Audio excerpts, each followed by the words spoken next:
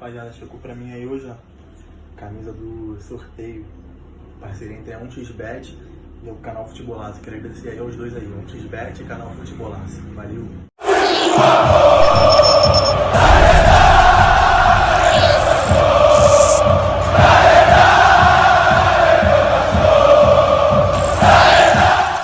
Seja bem-vindo ao canal Futebolaço, eu sou o Dieguinho. Então, rapaziada, tá entrando no ar mais um giro de notícias do meu, do seu, do nosso Clube de Regatas Vasco da Gama. Você que tá chegando aqui pela primeira vez, se inscreva no canal, ativa o sininho. Mas pra quê, Dieguinho? Para não perder os próximos vídeos. Segue a gente lá no Instagram, estamos fazendo um trabalho muito bacana por lá. E segue a gente também no Twitter, Dieguinho dá várias informações e opiniões por lá. Lembrando que hoje é dia de jogo do Vascão e em tempo real eu já vou dando meus palpites lá pelo Twitter. Então me acompanhem hoje por lá. Deixa seu like aí se você tá confiante na vitória do Vascão. E se tu tá chateado com a bagunça que aconteceu na política do Vasco ontem, pode deixar o seu dislike, assiste esse vídeo até o final, que eu vou te explicar bastante o que ocorreu ontem e vou tirar suas dúvidas, beleza? Vamos começar falando de Vasco e Caracas. O Vasco venceu a primeira partida em São Januário por 1-0 e pode até se dar o luxo de perder por um gol de diferença o jogo para se classificar às oitavas de final, desde que marque um golzinho. Se o Vasco perder por 2-1, 3-2, 4-3, 5-4 e assim sucessivamente, estamos classificados, porque na Sul-Americana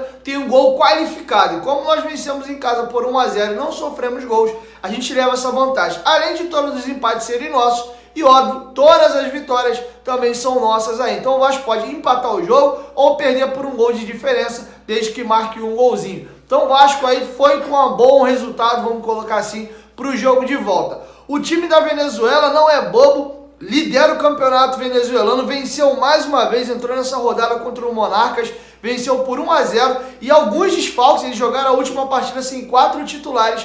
Esses 4 jogadores vão jogar esta partida. E um dos jogadores titulares, o lateral esquerdo, tomou uma pancada forte no último jogo do campeonato venezuelano e não vai jogar esta partida. Então eles têm esse desfalque aí. E vamos seguir agora o nosso giro de notícias, dando uma outra informação para vocês importante, que é o quê? Dieguinho, como eu assisto esse jogo? Bom, de forma lícita, vamos colocar assim, de forma legal, o único lugar que você pode assistir é pela Sky ou pela NET, assinando o pacote da TV Comebol, que custa R$ 39,90. É a única forma lícita de você ver o jogo. E a Deep Web, né, esses mecanismos que a galera usa aí para poder assistir o jogo de forma clandestina, vamos colocar assim, o site que eu vejo que a galera coloca muito aqui nos comentários é o Futimax, não sei nem se tem outros sites. E aí, para ajudar os outros colegas, além do Futimax aí, comenta aqui embaixo nos comentários quais sites que vocês costumam utilizar, que deve ter muita gente procurando aqui, e aí vocês ajudam os colegas. E agora vamos falar da parte chata, a parte que eu detesto, que é política, né? Mas o fato de ontem não tem como vir aqui e não comentar, não tirar as dúvidas da cabeça de vocês para vocês entenderem o que aconteceu. Inclusive tem um áudio do presidente Alexandre Campelo aí, que pelo que eu assisti da live do Leven ontem, fiz leitura no Twitter do Vitor Roma, que colocou um Twitter de um apoiador da Chapa Mais Vasco lá, né? Um dos integrantes, até melhor dizendo, o Alan.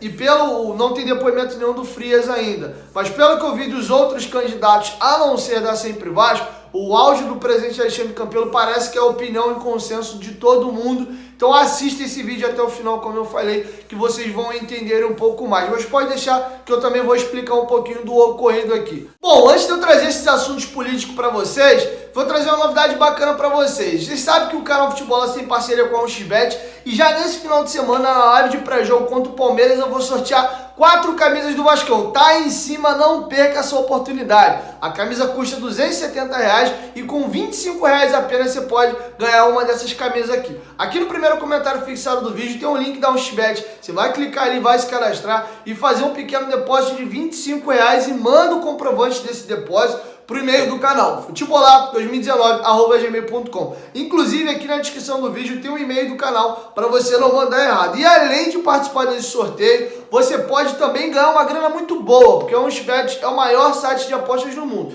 E hoje tem Vasco e Caracas e você pode fazer uma fezinha nessa partida aí. Como é que eu faço, Dieguinho? Você vai lá no site da 1xBet, você vai lá no jogo Vasco e Caracas. Você vai fazer a sua aposta e caso você não acerte o resultado, a 1xBet vai te devolver R$ 10 aí da sua aposta. E no primeiro depósito, se você ainda não for inscrito, o que você colocar aí de depósito, eles dobram o valor para você. Botou 20, fica com 40, botou 50, fica com 100 reais. Então não perca essa oportunidade. Além de participar do sorteio, você pode ganhar uma grana muito boa. Vem para 1xBet. 1xBet é parceiro do canal Futebolaço e o link está aqui no primeiro comentário fixado. Não esqueça de usar o cupom promocional para ganhar o bônus dobrado aí, que é Futebolaco. Bom, galera, enfim, vamos falar da parte chata aí, que é a parte política, e vou falar bem breve, porque o Alexandre Campelo soltou um áudio aí de 5 minutos que ele vai explicar até com mais detalhes, porque ele estava na reunião e pelo que eu vi da live do Leve e do depoimento dos outros candidatos nas suas redes sociais, batem a opinião de todos os candidatos. Então deixa eu só falar de forma resumida aqui. A situação é a seguinte, toda aquela confusão de sócio nichado, vai votar, não vai votar, vocês já sabem, já o Mussa vai sair do cargo, vai ficar, vocês também já sabem que eu já expliquei. A discussão ontem era a seguinte, a eleição vai ser online ou vai ser presencial? Porque tem gente que vem votar aqui de fora do Rio, e aí não tem como você marcar uma eleição faltando 2 dias, ó, vai ser de tal maneira, então vem, desburaca pra cá. Não é assim. Inclusive, eu achei uma falta de respeito de todos não terem resolvido isso antes, porque teve gente sim que já comprou passagem e já hospedou hotel para vir para o Rio de Janeiro. Então, mesmo que eles estivessem sentados numa mesa e chegado num consenso, tá errado. Essa reunião não era para ter ocorrido ontem. Essa reunião era para ter ocorrido há 1 semana, 2 semanas atrás, para que não atrapalhasse a vida das pessoas. O Vasco e os candidatos vão reembolsar o prejuízo que essas pessoas tiveram. Então tem muitos prejuízos. Dessa não tomada de decisão anteriormente prejudicou muita gente. E eu acho falta de respeito com o vascaíno e com o sócio do clube. Mas enfim, a discussão era, vai ser eleição online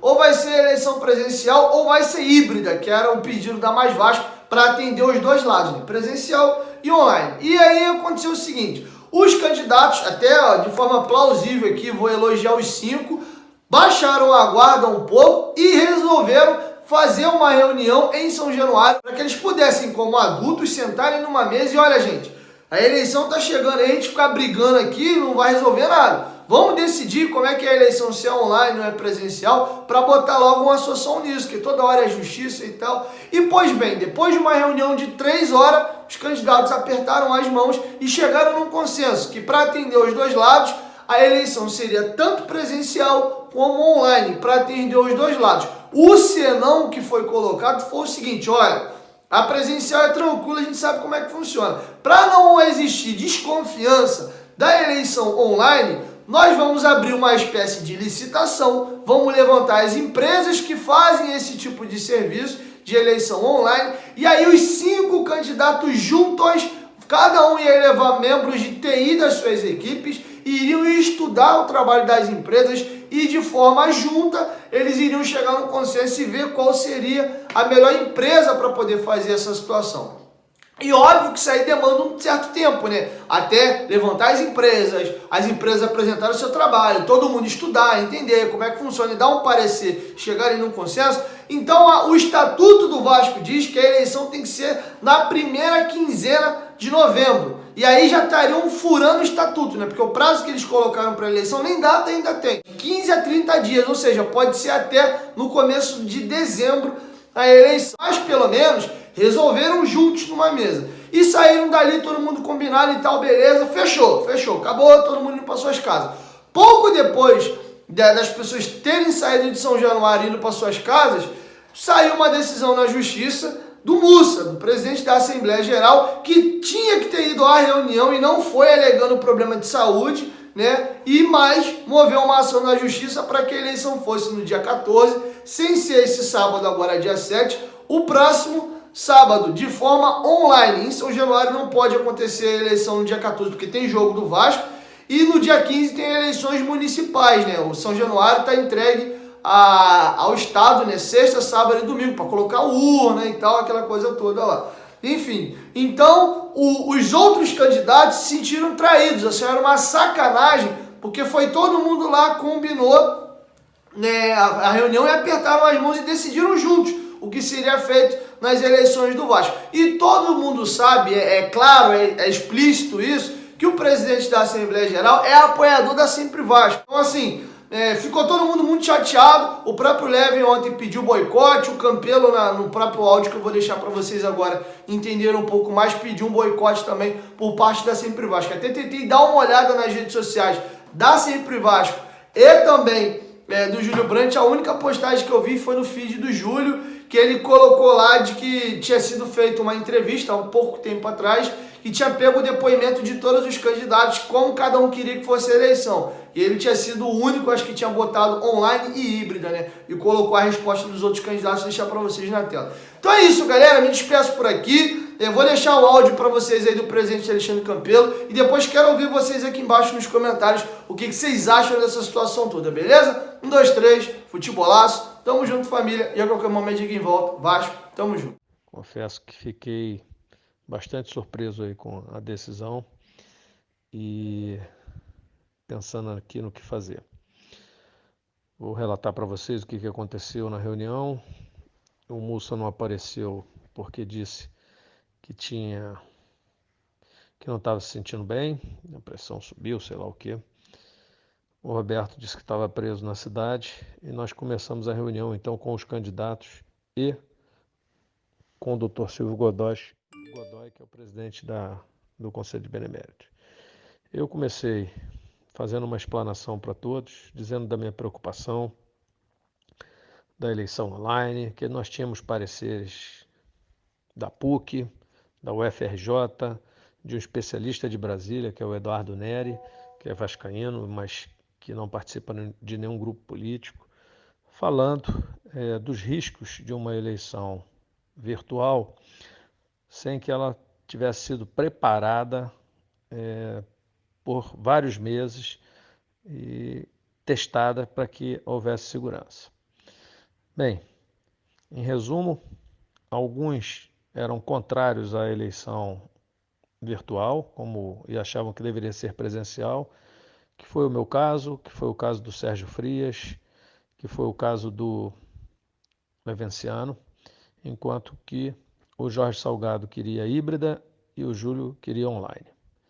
Depois de muita discussão, bate-boca e tal, os ânimos se acalmaram e eu invoquei que todos deveriam buscar ali uma solução de consenso, ceder um pouco e tudo mais. E acaba que o Levenciano mudou de opinião, eu disse que consideraria a eleição híbrida para que a gente tivesse tranquilidade, assim como o Sérgio Frias. E aí a gente começou a trabalhar com a hipótese de, na quinta-feira, se fazer uma reunião com as empresas, passarmos o dia no Vasco avaliando as propostas das empresas. Cada um dos candidatos levariam 2 pessoas do TI para que pudesse ser exaurido nessa reunião as dúvidas. Nós escolheríamos uma empresa e aí então decidir pela data de acordo com que a empresa ia colocar como necessidade para colocar de pé essa eleição. Estranhamente, o Júlio sempre arrumando uma porta de saída, dizendo que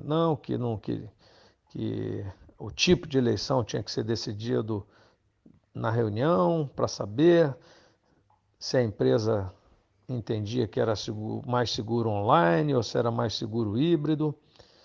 Enfim, depois de fechar essa questão e de termos acordado isso, ligamos para o presidente Mussa, que no Viva Voz disse para todos nós que ia fazer o que fosse melhor para o Vasco e aquilo que houvesse consenso entre os candidatos.